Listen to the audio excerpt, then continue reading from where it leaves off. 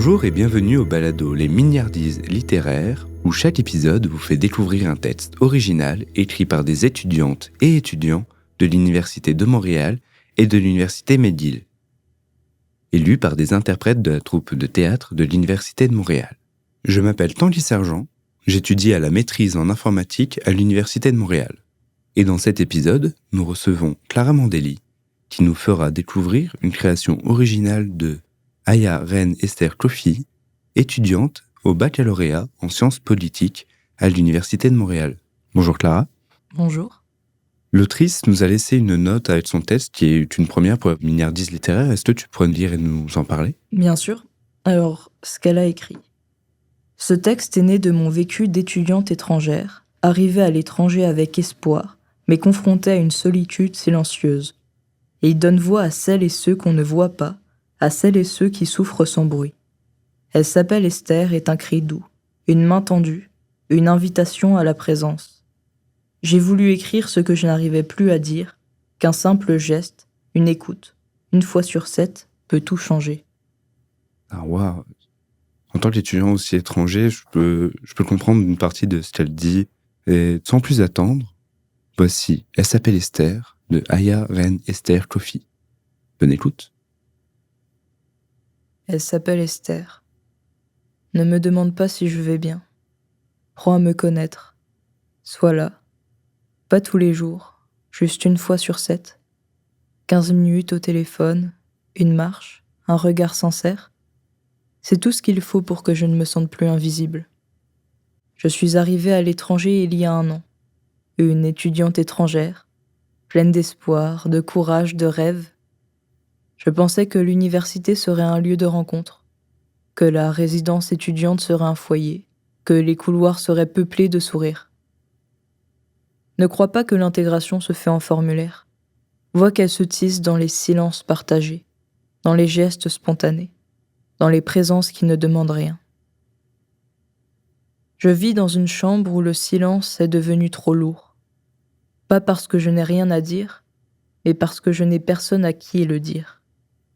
Les murs ne répondent pas, les visages croisés dans la cuisine commune ne s'arrêtent pas, les saluts sont rapides, les ça va sont mécaniques.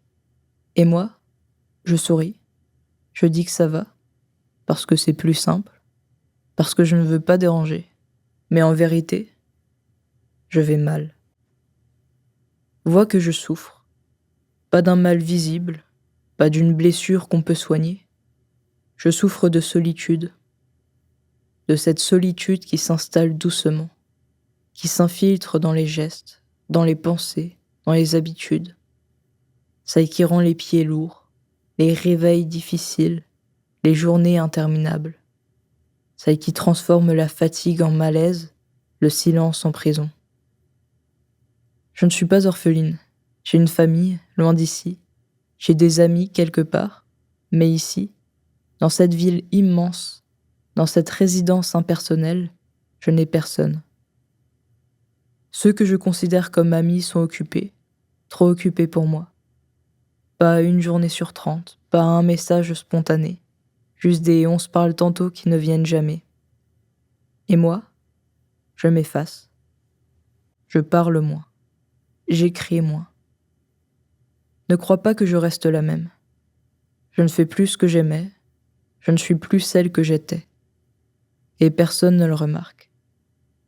Parce que personne ne me connaît assez pour voir les failles.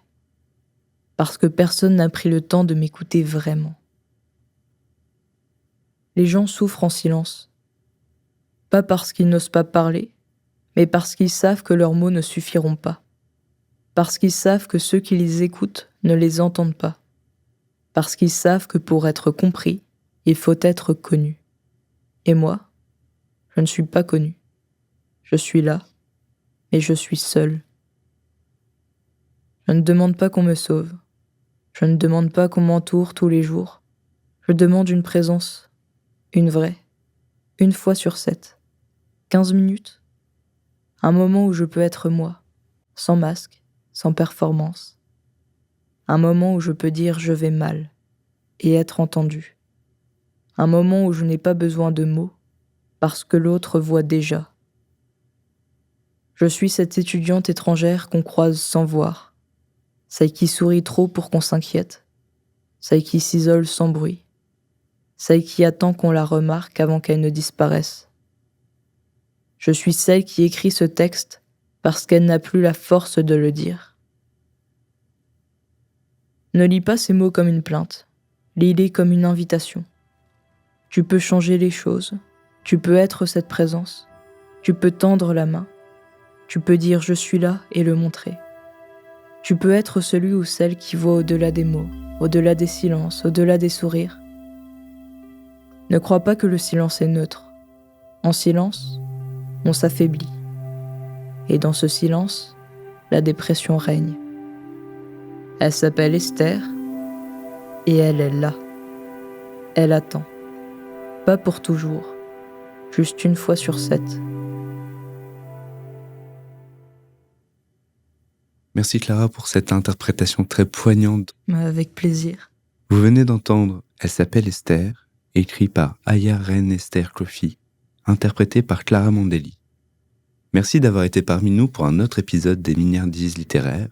Le balado célèbre la créativité, la littérature et l'expression artistique en français en vous transportant dans de multiples univers. Pour d'autres épisodes, suivez-nous sur le compte Instagram @mignardise, barre de soulignement littéraire, les 2 mots au pluriel, ou encore sur Spotify, Balado et YouTube. Merci à l'équipe de création derrière ce balado, Audrey Perrault,